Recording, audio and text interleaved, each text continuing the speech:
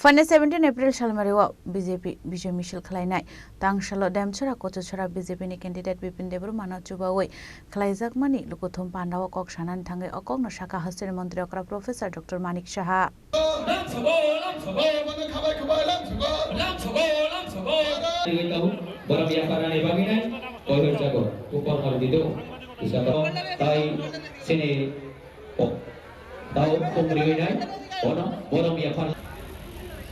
आणि डॅमचोरा कोचुचोरानी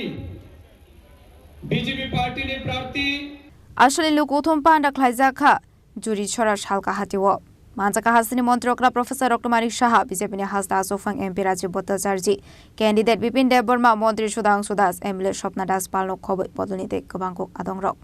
আবাহাইকিনো আশালো আমসিনি লুকুরকনো কগরখা বরকনি কামি আমসিনি লামাদি নুংসানাই দুইনি জুংজাল সকমরনাই হেनै বইগা আং রেজাল্ট লিমানে পরে এক সপ্তাহ বেশি মনে হচ্ছে মাননীয় মন্ত্রী তো বিনে উপস্থিতিও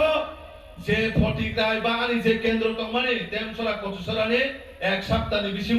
প্রত্যেকটা কেন্দ্র ঠাঙি নাই নরমাল মিটিং খালাই নাই মিটিং খালাই যে সমস্যা আনছে কংগ্রেস মানে দুই বেলা মানে আবো যাতে আন 2 বছর বেশি কমপ্লিট খাইমানা বাগে তিনি অর ওপেন তিনি জনসভা আন কংগ্রেস লাইন থাকো নরম আনা আশীর্বাদ দিমানে পরে আন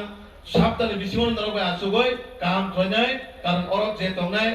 আনি মাফা আনি কুয়া আনি দাদা আনি কাকা যত বনো পরিবার কাইসা পাইছে আসুগই কক চালাই আবনি আগলনো বসকানি এডিসি চংবারি নতি কক শাখা হাসিনি মন্ত্রী অক্রা প্রফেসর ডক্টর মানিক সাহা আমি তো একটু আগে যখন আমি তখনই আমাদের মাননীয় সভাপতি রাজীব ভট্টাচার্য মহোদয় বলছিলেন আমাদের এইগুলোই করেন এইগুলোই করেন এবং আমি তীব্র নিন্দা করছি এইভাবে একটা পলিটিক্যাল পার্টি চলতে পারে না একটা পলিটিক্যাল পার্টি তোমার কথা তুমি বলো তোমার যুক্তির মাধ্যমে মানুষের কাছে রাখো আমরাও করবো গণতন্ত্রের কথা যদি তোমরা বলো শান্তির কথা একদিকে বলো অশান্তি করছো কথার সাথে তো কাজের মিল নেই এবং এই জন্যই বলছিলাম এবং শুধু তাই নয় যেভাবে দুর্নীতি একের পর এক করে যাচ্ছেন ওনারা এডিসির মধ্যে আমি যে কথাটা এখানে বলার চেষ্টা করেছিলাম যে যেখানেই দুর্নীতি সেখানেই দুর্নীতিকে হটাবার জন্য ভারতীয় জনতা পার্টি সেখানে আপনারা দেখেছেন সব জায়গায় আজকে এই দেশটা রাজ্য কি এমনিতেই হয়েছে দুর্নীতি ছিল সেখানে গিয়ে বিজেপি আজকে সেখানে ঢুকেছে আমার কথাটার অর্থটা হচ্ছে এই ধরনের যে ধরনের ওরা পরিবেশ একটা সৃষ্টি করেছে আপনারা ভাবুন আজকে যদি এখান থেকে আমার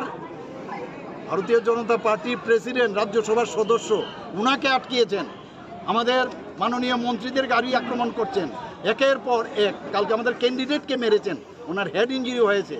আমরা যদি উত্তেজিত হই তখন কি অবস্থাটা হবে কিন্তু আমরা বারবার আমার কথা এবং আমাদের প্রেসিডেন্ট সাহেব বারবার বলছেন আমাদের পার্টি ভায়োলেন্সে বিশ্বাস করেন আমাদের পার্টি কোনো অবস্থায় গুন্ডামিতে বিশ্বাস করে না কিন্তু এর অর্থই নয় যে আমরা দুর্বল আমরা কোনো দুর্বল নই কারণ আমাদের সাথে মানুষ আছে মানুষ বুঝছে এবং এই যে আমরা যদি শক্তিমান হতে চাই তাহলে ওই রেজাল্টেই কিন্তু তার প্রমাণ হবে এবং ওরা এটি এইভাবে যেভাবে চলছে এইভাবে টিকবে না এর জন্যই বললাম যে 28টা জবের থেকে আমরা আসনের ঘোষণা করলাম তারপর থেকে কিন্তু ওদের 50% ওদের মানসিক অবস্থা যে আছে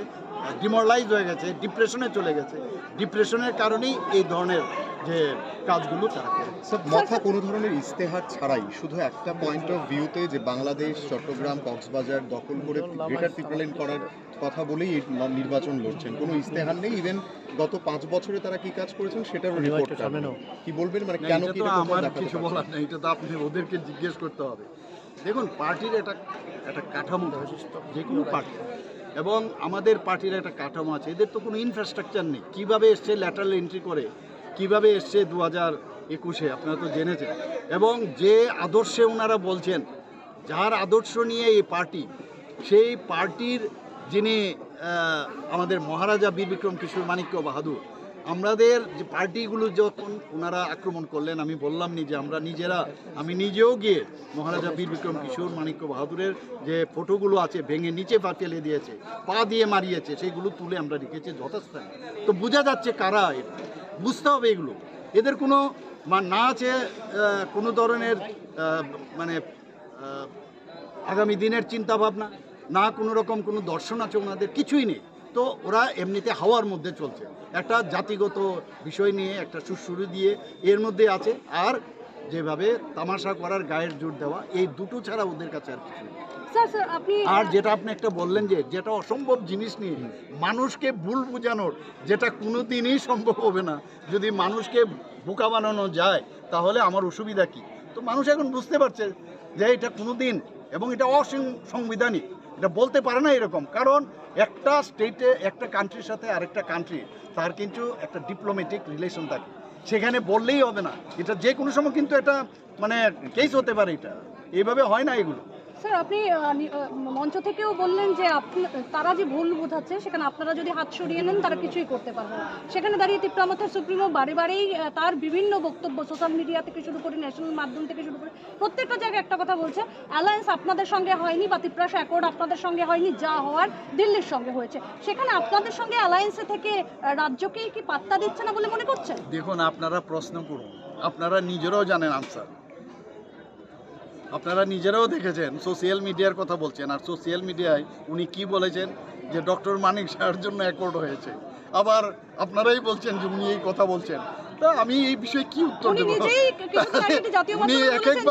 উনি কি বলছেন, কখন কি বলছেন, আমি এই বিষয়ে যাব না। উনার এটা ব্যক্তিগত বিষয়, আপনি উনাকে জিজ্ঞেস করতে পারেন। আমরা তিপ্রামথার বিরুদ্ধে, ব্যক্তিগত কারোর বিরুদ্ধে না। এখন তো উনি ব্যক্তিগত আক্রমণ শুরু করেছেন, কিন্তু উনি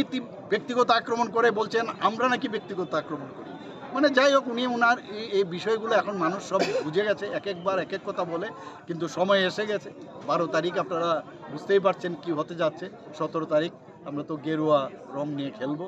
এবং এই ধরনের ঘটনাগুলো হচ্ছে। আমরা চুপ করে বসে আছি ঠিকই, আজকের তারিখে আমার সভাপতির গাড়ি আটকে দেওয়া, মানে এটাকে কোনো অবস্থায় মানা যায়? শুধু আমরা বসে আছি গেলে, আর কিচ্ছু না।